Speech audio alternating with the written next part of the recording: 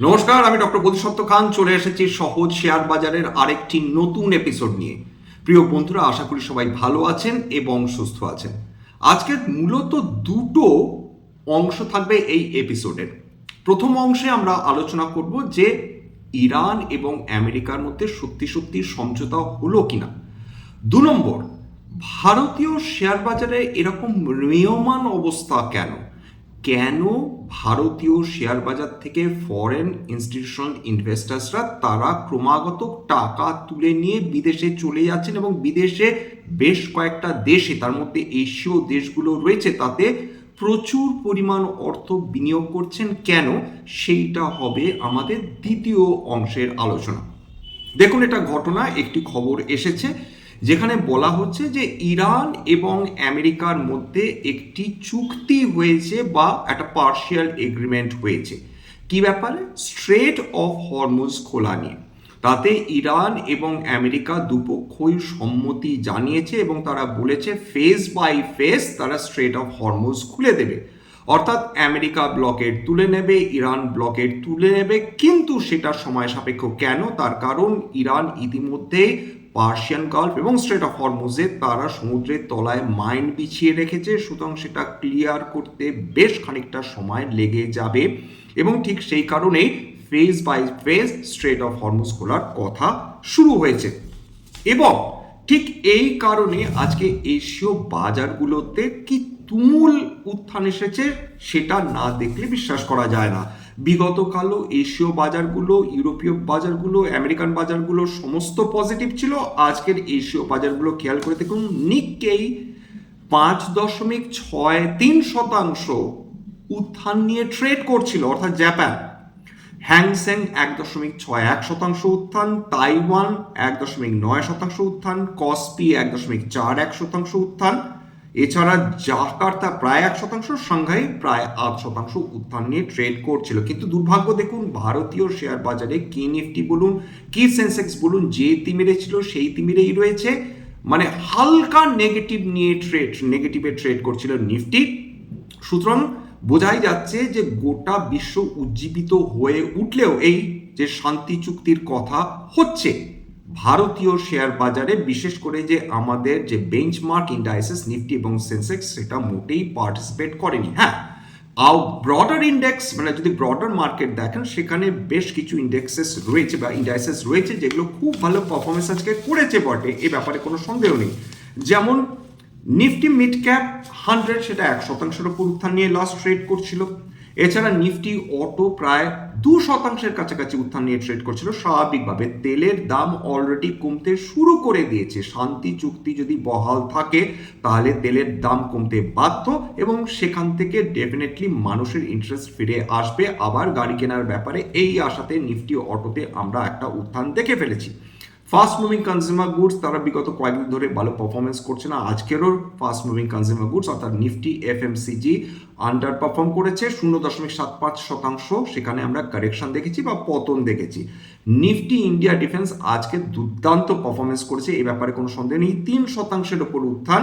এছাড়া Nifty capital markets প্রায় 1.7% উত্থান।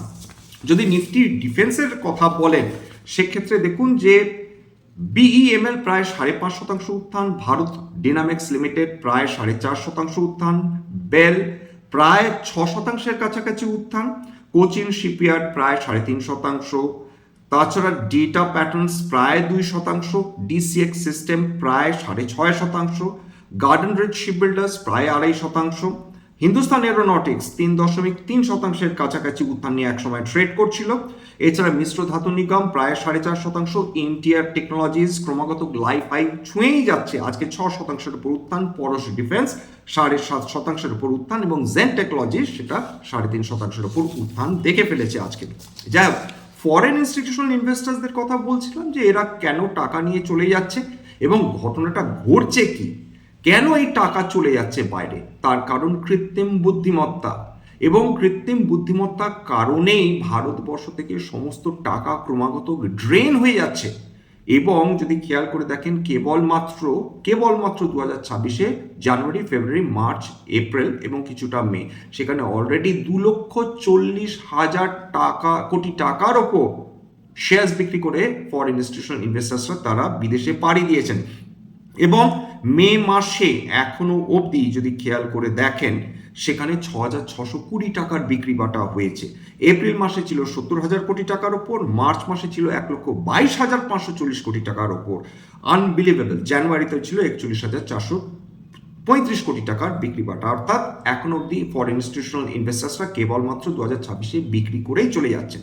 এবং বিশেষজ্ঞরা বলছেন এর পেছনে মূল কারণ অবশ্যই এই যে ফরেন ইনস্টিটিউশনাল ইনভেস্টার্স তারা সুযোগ খোঁজেন, অপরচুনিটিস খোঁজেন, এবং তাদের মনে হয়েছে যে বিভিন্ন দেশ যারা আর্টিফিশিয়াল ইন্টেলিজেন্স ডেভেলপ করছে সেখানে গিয়ে টাকা বিনিয়োগ করলে তারা অনেক বেশি প্রফিটের মুখ দেখতে পারেন। ঠিক এই কারণে এশীয় বিভিন্ন দেশ যেমন জাপান, তাইওয়ান, দক্ষিণ কোরিয়া, চায়না, ইউরোপের মধ্যে নেদারল্যান্ডস এবং ইউনাইটেড স্টেটস অফ আমেরিকা, এই সমস্ত জায়গাতে গিয়ে বিপুল পরিমাণ অর্থ অলরেডি বিনিয়োগ করতে শুরু করে দিয়েছে। কারা শুরু করে দিয়েছে? ফরেন ইনস্টিটিউশনাল ইনভেস্টার্সরা। এবং প্রথমে একটু বোঝার চেষ্টা করি, দেখুন আর্টিফিশিয়াল ইন্টেলিজেন্স কিসের ওপর, অর্থাৎ কৃত্রিম বুদ্ধিমত্তার সঙ্গে কোন কোন সেক্টর জড়িত, তাহলে বুঝতে পারবেন যে কেন বিশেষ করে এই এশীয় দেশগুলোতে গিয়ে ফরেন ইনস্টিটিউশনাল ইনভেস্টার্সরা তারা শেয়ারে বিনিয়োগ করছেন। প্রথমে হচ্ছে আইটি সার্ভিসেস এবং সফটওয়্যার, এবং বর্তমানে ফরেন ইনস্টিটিউশনাল ইনভেস্টার্সরা তারা ভারতীয় আইটি কোম্পানিগুলোর তুলনায় তারা আমেরিকান আইটি কোম্পানিগুলোর প্রতি বেশি ভরসা করছেন, বিশেষত এআই মডেল ডেভেলপমেন্টের ক্ষেত্রে, অ্যাপ ডেভেলপমেন্টের ক্ষেত্রে, ক্লাউড প্ল্যাটফর্মসের জন্য, অটোমেশন টুল তৈরি করার জন্য তারা আমেরিকাতে চলে যাচ্ছে। এছাড়া সেমিকন্ডাক্টরস এবং হার্ডওয়্যার, দেখুন এআই ট্রেনিং এর জন্য গ্রাফিক প্রসেসিং ইউনিটের প্রয়োজন হয়, সেমিকন্ডাক্টর চিপসের প্রয়োজন হয়, সার্ভার্সের প্রয়োজন হয়, অর্থাৎ এনভিডিয়া টাইপ ইকোসিস্টেম কি ভারতবর্ষে রয়েছে? খুব সহজ ভাষায় বলতে গেলে ভারতবর্ষে এনভিডিয়া টাইপ কোনো ইকোসিস্টেমই নেই, যেটা আমেরিকাতে রয়েছে। ফলত ফরেন ইনস্টিটিউশনাল ইনভেস্টার্সরা এতটাই আশাবাদী হয়ে রয়েছেন এআই এর ভবিষ্যৎ নিয়ে, তারা বিপুল পরিমাণ অর্থ এই ধরনের সেক্টরগুলোতে, এই ধরনের কোম্পানিগুলোতে কিন্তু তারা ইনভেস্ট করা শুরু করে দিয়েছেন। ভারতবর্ষে আমরা সেমিকন্ডাক্টর তৈরির ক্ষেত্রে কেবলমাত্র নেসেন্ট স্টেজে রয়েছি, শৈশবে রয়েছি বলা যেতে পারে। ভবিষ্যতে এই সেমিকন্ডাক্টর কিন্তু আমাদের এআই, ভারতবর্ষের এআই ব্যাকবোন, মানে আর্টিফিশিয়াল ইন্টেলিজেন্স তৈরির ক্ষেত্রে বা ডেভেলপমেন্টের ক্ষেত্রে ব্যাকবোন দাঁড়াতে পারে। এছাড়া বিপুল পরিমাণ ডেটা সেন্টার্সের প্রয়োজন রয়েছে, ক্লাউড কম্পিউটিং এর প্রয়োজন রয়েছে, যেটা আমেরিকা সহ এই এশিয়ার এই বিভিন্ন উন্নত দেশগুলোতে রয়েছে। এবং এর জন্য হিউজ কম্পিউটিং পাওয়ার প্রয়োজন হয়, অর্থাৎ আর্টিফিশিয়াল ইন্টেলিজেন্স ডেভেলপমেন্টের জন্য সেইটা প্রোভাইড করে ডেটা সেন্টার্স, ক্লাউড ইনফ্রাস্ট্রাকচার। এছাড়া এটাকে ঠান্ডা রাখার জন্য, কারণ এত এনার্জি প্রয়োজন হয় যে এটাকে ঠান্ডা রাখার জন্য কুলিং এবং পাওয়ার ম্যানেজমেন্ট সিস্টেমসও খুব গুরুত্বপূর্ণ হয়ে ওঠে। এছাড়া সাইবার সিকিউরিটিস, এআই বেস্ট যে থ্রেট ডিটেকশন হবে সেইটা দেখবে কিন্তু এই সাইবার সিকিউরিটি। অলরেডি কিন্তু এআইরা তারা চুরি করতে শুরু করেছে, তারা মানুষকে তারা ফাঁকিবাজি দিয়ে কাজটা করার চেষ্টা করছে, সেই বিপদটাও কিন্তু এআই ডেভেলপার্সদের মাথায় রয়েছে, সেইটা দেখবে সাইবার সিকিউরিটি।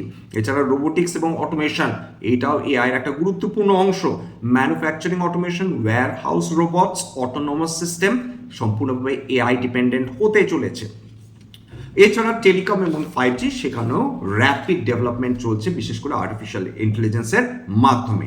এবার ইউএসএ কিসে স্পেশালাইজ করছে যার ফলে ফরেন ইনস্টিটিউশনাল ইনভেস্টার্সরা সেখানে গিয়ে বিনিয়োগ করছে? দেখুন ইউএসএ যেখানে স্পেশালাইজ করে সেটাও প্রথমেই হচ্ছে artificial intelligence software, foundation models, cloud computing, graphic processing units.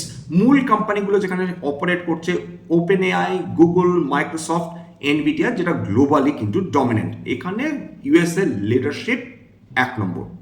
2 নম্বর তাইওয়ান। বিশ্বে যতগুলো দেশ রয়েছে তার মধ্যে সেমিকন্ডাক্টর, অতি উৎকৃষ্ট মানের সেমিকন্ডাক্টর ম্যানুফ্যাকচারিং এর ক্ষেত্রে তাইওয়ানের থেকে বেটার কোনো দেশই নেই, সেটা কি চায়না বলুন কি আমেরিকা বলুন। সেই তাদের company TSMC most advanced AI chip manufacture করে থাকে, এবং আপনারা জানেন যে এআই ইকোসিস্টেমের ব্যাকবোন কিন্তু তৈরি করে দেয় তাইওয়ান, সুতরাং টাকা মুভ করছে তাইওয়ানে। 3 নম্বর দেশ সাউথ কোরিয়া। মেমোরি চিপস এবং ইলেকট্রনিক্স তৈরির ক্ষেত্রে এরা বিশ্বের 1 নম্বর।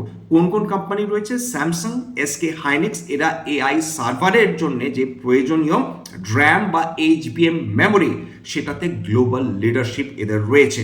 সুতরাং এআই ডেটা সেন্টারে এদের হিউজ ডিমান্ড রয়েছে, সেই জন্য টাকা মুভ করে যাচ্ছে সাউথ কোরিয়া, দক্ষিণ কোরিয়াতে। 4 নম্বর চায়না।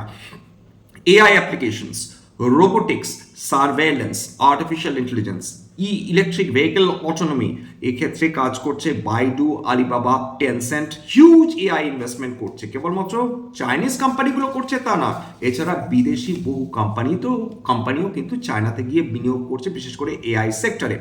এবার 5 নম্বর, জাপান ছাড়া কি কোনো রকম ইলেকট্রনিক্স, আর্টিফিশিয়াল ইন্টেলিজেন্সের কথা হয় না।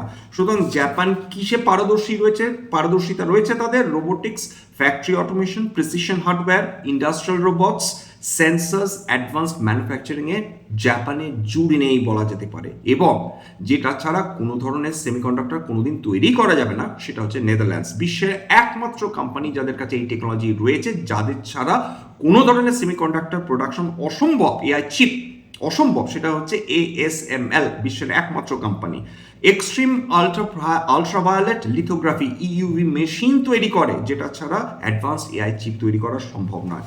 ঠিক এই কারণেই আমরা ক্রমাগত এফআইআইসদের দেখছি তারা সমস্ত শেয়ার্স বিক্রি করে গিয়ে এই সমস্ত দেশগুলোতে বিনিয়োগ করা শুরু হয়েছে। এবং দুর্ভাগ্য আমাদের এখনো এটা জানা নেই যে এফআইআইসদের এই যে ব্লাড বাথ চলছে, এই যে আমাদের ক্রমাগত এই যে ডলার ড্রেন হচ্ছে, এটা কবে থামবে? সেই যে সেপ্টেম্বর 2024 শুরু হয়েছিল এফআইআই বিক্রি, সেটা কন্টিনিউ করছে। কেবলমাত্র আমাদের ভারতবর্ষের যে মার্কেট রয়েছে সেটা এখনো ভেসে রয়েছে, তার কারণ বিপুল পরিমাণ ডোমেস্টিক ইনস্টিটিউশনাল ইনভেস্টার্স তারা টাকা বিনিয়োগ করে চলেছেন এবং এফআইআইসদের থেকে বেশি টাকা বিনিয়োগ করে চলেছেন ভারতীয় শেয়ার বাজারে। ঠিক সেই কারণেই ভারতীয় শেয়ার বাজার পতনমুখী হতে গিয়েও পারছে না। যাই হোক, এবার চলে আসি আজকের ক্রুড অয়েলের দাম নিয়ে। ক্রুড অয়েল কালকে তো একসময় দেখেছিলেন যে 11-12% পতন দেখেছিল ক্রুড অয়েল এবং ব্রেড ক্রুড, সেখান থেকে আবার সেখানে কিছুটা উত্থান চলে আসে, কারণ হঠাৎ করে খবর চলে আসে যে ইরান তারা এই শান্তি প্রস্তাব মানবে না। সুতরাং নতুন করে আবার টেনশন শুরু হয়েছিল, সেই জন্যে শেষ পর্যন্ত কালকের মার্কেটে ক্রুড অয়েল, ব্রেড ক্রুড ওই 5-6% পতন নিয়েই বন্ধ হয়েছিল। কিন্তু আজকে সৌভাগ্যবশত বেলার শেষে ক্রুড অয়েল প্রায় 3.5% পতন নিয়ে ট্রেড করছে, $92 আশেপাশে ট্রেড করছে ক্রুড অয়েল। ব্রেন্ট ক্রুডও প্রায় $98 প্রতি ব্যারেলের কাছাকাছি ট্রেড করছিল, অর্থাৎ $100 নিচে নেমে গিয়েছে, কিছুটা স্বস্তি। এবং সোনা আজকেরও প্রায় 0.1% বৃদ্ধি হয়েছে। রুপো আজকে 3%-এর উপর উত্থান ইতিমধ্যেই দেখে ফেলেছে। একটা জিনিস অবশ্যই আমাদের খেয়াল করে রাখতে হবে যে আমরা এত কিছু নিয়ে কথা বলছি, টাকা নিয়ে কথা বলছি, ডলার নিয়ে কথা বলছি, এফআইআইস নিয়ে কথা বলছি, হরমুজ নিয়ে কথা বলছি, তেল গ্যাস নিয়ে কথা বলছি, কিন্তু সামনেই ইনফ্লেশন ডেটা আসতে চলেছে এবং খুব সম্ভাবনা রয়েছে যে এই CPI inflation, consumer price index inflation, সেটা বৃদ্ধি পেতে পারে। সেটাও একটা কারণ হলেও হতে পারে ভারতীয় শেয়ার বাজারের এরকম ল্যাকলাস্টার পারফরমেন্স। ভারতীয় শেয়ার বাজার ঠিক যে কারণে আন্ডার পারফর্ম করে চলেছে গোটা বিশ্বের, যেখানে বিভিন্ন শেয়ার বাজার তারা দারুণভাবে আউট পারফর্ম করছে ভারতীয় শেয়ার বাজারকে। যাই হোক, আমাদের ওই ভরসাতে বসে থাকতে হবে। আমরা নিশ্চিন্ত যে একটা না একটা সময় ইরান আমেরিকা সম্পূর্ণভাবে একটা শান্তি সমঝোতা হবে। ইরান ইতিমধ্যেই তারা 14 দফা পয়েন্ট, অর্থাৎ আমেরিকা যেটা পাঠিয়েছে পাকিস্তানের মাধ্যমে, সেইগুলো তারা অ্যানালাইজ করছে, তারপর তারা তাদের বক্তব্য রাখবে। তবে ওই যে কথা আছে না, চাষা বাঁচে আশায়, আমাদের আপাতত অবস্থা সেরকম। এখন আমাদের বিশ্ববাজারের ওপর তথা হরমুজের ওপর তথা ইরান আমেরিকা শান্তি চুক্তির ওপর তথা তেল এবং গ্যাসের দামের ওপরই নির্ভর করতে হবে। এবং ইনফ্লেশন যতক্ষণ না কন্ট্রোলড হবে ততক্ষণ ভারতীয় শেয়ার বাজার কিন্তু হাঁপ ছেড়ে বাঁচতে পারছে না। আজকে এখানে শেষ করছি। যাক, স্ট্যান্ডার্ড ডিসক্লোজার যে যদি কোনো এপিসোডে, সেই যে এপিসোডই হোক না কেন, সেখানে কোনো ধরনের শেয়ার বা কোনো অ্যাসেট নিয়ে আলোচনা করে থাকি, সেটা কিন্তু কোনো ধরনের buy sell recommendation, suggestion, advice, এমনকি ইনফ্লুয়েন্স করার প্রচেষ্টা নয়। আমার কথা শুনে যদি কোনো ধরনের অ্যাসেট বা কোনো ধরনের শেয়ারে বাই সেল সিদ্ধান্ত নেন, ক্ষতির মুখোমুখি হতে পারেন। সুতরাং সবসময় একজন সেবি রেজিস্টার্ড ইনভেস্টমেন্ট অ্যাডভাইজারের পরামর্শ নেওয়ার চেষ্টা করবেন বা নিজের ডিউ ডিলিজেন্স করবেন, সেক্ষেত্রে আপনারা উপকৃত হলেও হতে পারেন। আর এটা কেবলমাত্র একটা এডুকেশন চ্যানেল বাঙালি বিনিয়োগকারীদের ইনভেস্টার অ্যাওয়ারনেস বৃদ্ধির জন্য। এছাড়া সবার শেষে যেটা বলে থাকি, যদি এই ধরনের এপিসোড আপনাদের ভালো লাগে প্লিজ একটা লাইক দেবেন, প্লিজ সাবস্ক্রাইব করবেন, এবং যদি সত্যি মনে হয় আমার বাঙালি ভাই বোনদের জীবনে একটুখানি ভ্যালু অ্যাড করতে পেরেছি, প্লিজ নিজের গ্রুপে শেয়ার করে দেওয়ার চেষ্টা করবেন। আজকের জন্য নমস্কার।